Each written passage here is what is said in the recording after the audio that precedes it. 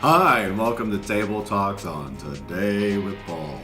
Today I'm happy to show you how to polish your boots. For any of you out there who have a quality pair or thinking about purchasing a quality pair that you want to last in the long run. For any of you who have been watching this channel already, you know I live the pedestrian lifestyle. And as a foot pedestrian, a good pair of quality footwear will serve you very well. And just so happens to be a kind of a shameless plug out the Redwing Boots there. This just so happens to be the Redwing 607 model. Yeah, at a price point of, I say, about $220 currently.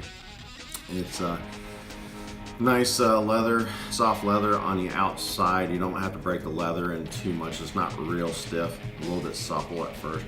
And it's got this nice slip resistant sole on the bottom, which where I live just so happens to be really great for the winter months, especially when it's a little bit icy outside.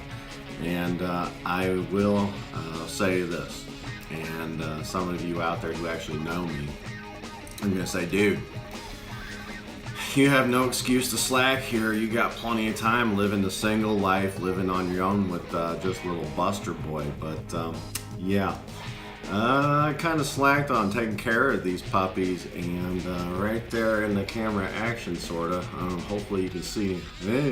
Almost embarrassed how rough and tough these are right now, and how much care they need. When you're out there in the elements.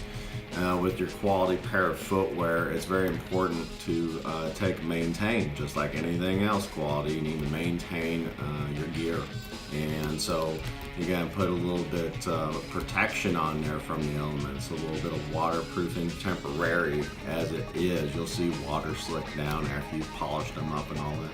And also keep, as you see on that toe there again, hopefully, you know, you're gonna keep the leather from wearing to too much. So there you go. Keep good care of your gear out there, and we're gonna show you how we go about this. Let's get started, shall we? All right, here we go. We're getting started here, and our first step with the boots is we want to get every last inch of the leather up here. So our first step is to go ahead and lace them. And as much fun as it is to relace them, this is necessary. Toss that to the side. Now I like to get some nice hot tap water on a towel, a little paper towel, and then have a nice dry paper towel. Now, of course, the purpose of this is we've walked around quite a bit, and we've got quite a bit of dust and dirt all over this. I want some nice clean leather before we actually go ahead and polish it, which does mean you're gonna have to maybe let them dry up a little bit before you actually go to polish.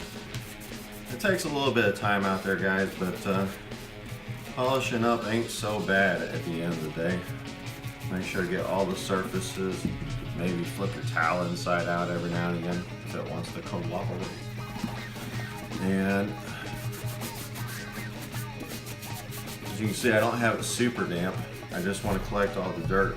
And of course, we want to get into these sweet spots, these little nooks and crannies on the inside, near the tongue, and where the laces go through, all that, get all along, all that good stuff. And then go ahead and just make sure we give it a little extra dryness. And it really isn't much to wipe off here. It really shouldn't take too long, but you want to make sure you get them surfaces nice and dry after getting them free of debris. And there you go with that step. Okay, so here we are on to the next step, polishing. I'm going to talk for a hot minute about what you might use depending on the situation. As you can see over here, I've got the Daryl Dixon style boots. Over here I got my everyday pedestrian special, brown and black. Now on this pair that we're doing today, I'm going to go ahead and use some black leather conditioner sold at Redwing shoe stores. Give you a look at that. I'm sure everybody's seen this type of product before, but it's real thick black and oily kind of looking. It's really thick stuff, really dark. It'll get your fingers it'll get your fingers all gunked up, and that's why you're going to see I end up using a glove to actually polish. Now, set that to the side. Now what Redwing actually does sell for the more so the Daryl Dixon style boot is this mink oil paste, and we'll give you a good look at that. Personally, I would say you can use it for just about any leather. This so happened to have the black leather conditioner to use up still, so while I still have a pair of black boots, I might as well go ahead and use up the product I already paid for, so how about that? Now, there are some other products out there on the market that you may be interested in. This just so happens to be a leather conditioner that's meant more for sports type activities, specifically more so for baseball with leather gloves, breaking in leather baseball gloves. I'll give you a look at that, and it's actually just a little bit different looking than the mink oil paste, and there you go with that one. But like I say, unfortunately for me, the Daryl Dixon style boot, they have this crepe sole, which is really great. It's a real soft walker. It's really great on the foot when you're walking. I mean, you hardly know you got anything below you. It's almost like you could be walking barefoot sometimes.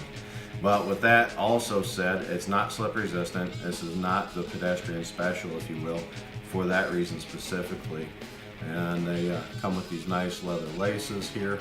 Actually work pretty well as long as you double tie them. But I double tie my boot strings anyways. So there you go with that. Now we'll go ahead and get started here. Of course, like I said, I got the black leather conditioner there. And got a nice glove here. Like I said, this stuff gets messy. And I don't really want to, I don't have fast orange on hand or anything like that. Of course, we're going to need our application cloth, and let's get started here, shall we? So a liberal amount, depending on where you're at on the boot. Your mileage may vary, and these have not been done in some time, so I've got a feeling we're going to need quite a bit here.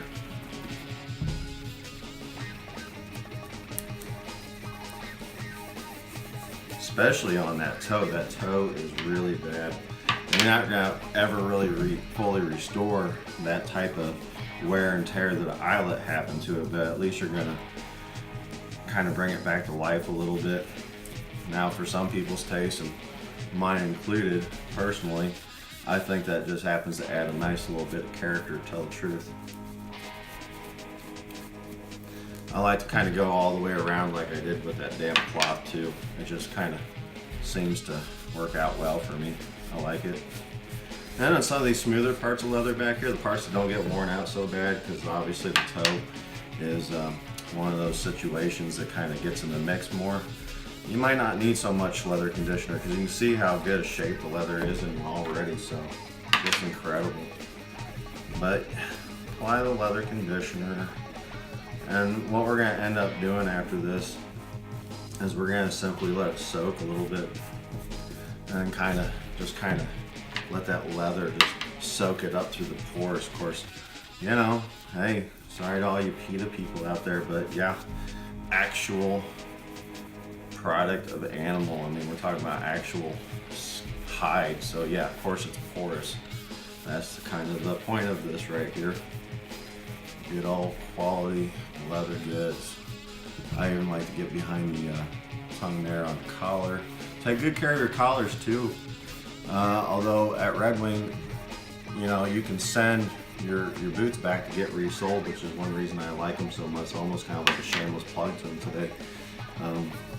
For that reason, that's why I consider it such a high quality product. So I can get them resold or I broke in, and you know, breaking in boots for anybody out there who already knows about that is not necessarily the funnest thing. A little bit at a time, and get that tongue real good there. Put the bulk of my generous amount of conditioner on the tongue, because I think what's going to happen after that is, generally speaking, I'm gonna have a decent amount left just for the inner portions here. Because those don't get worn so much. I mean, the strings pull on them, but outside of that, it's not as if there's too much. There's no outerwear on it. They're folded in. And there you go. We got a nice amount of polish on there. And for anybody astute enough watching this video, you gotta notice I've got the left boot instead of the right boot that I showed on camera first. And that's because I let this dry already from the water.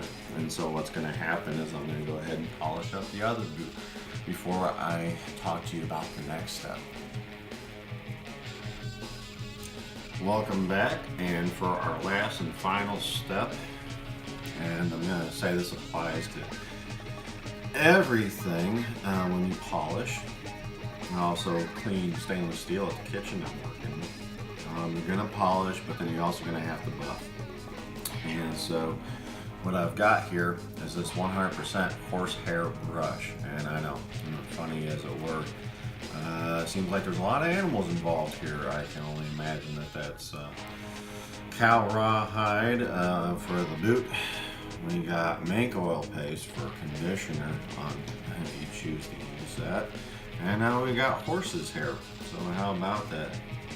Animal heavy to do here. But yes, our final step, we need to buff out this polish. It's real kind of a sticky, glossy mess right now. It's going to kind of bring it to a nice uniform, more of a matte color compared to that. It's really glossy, the light shines off it really hot and heavy. You're going to take your horsehair brush and you're going to kind of like that, all around the boot. And we still have a nice gloss on there, as you can see. Try to get this, it's a little more difficult on camera. Just some quick brushes there, back and forth.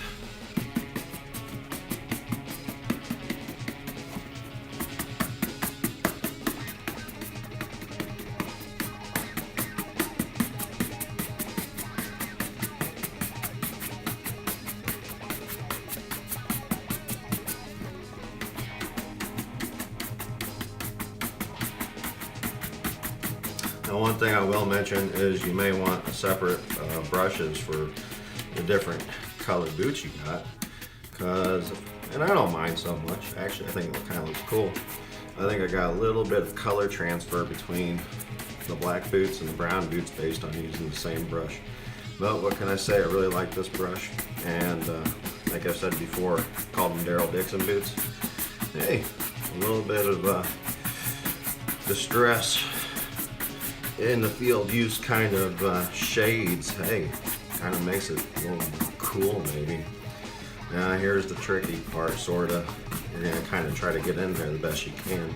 You might not be able to do even strokes, and not so much, but kind of get that tongue a little bit easier, as you can tell.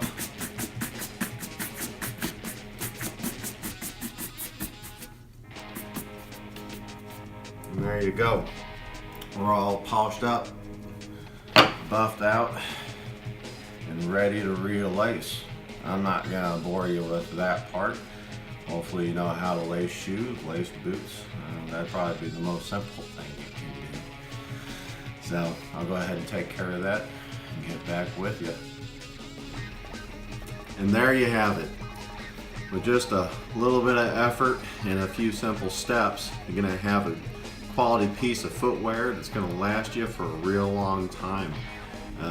Nice protected leather that's broke in. Hopefully you got a pair that's going to be resold time and again. I mean, it doesn't have to be Redwing Boots, but they'll send them back to the factory for you for a nice little price. Of course, some people may still have a local cobbler. I do in my town that I live in. I use them for Birkenstock sandals. They're certified in that. And I just so happen to use Redwing's services because they'll back their product up 100%. And if they mess up, they'll replace them for free. Had that happen once, not a big deal. Had to break the pair back in, but they backed up their product and their services. So I want to thank you for sharing, liking, subscribing as always. And of course, I hope to catch you next time. Peace.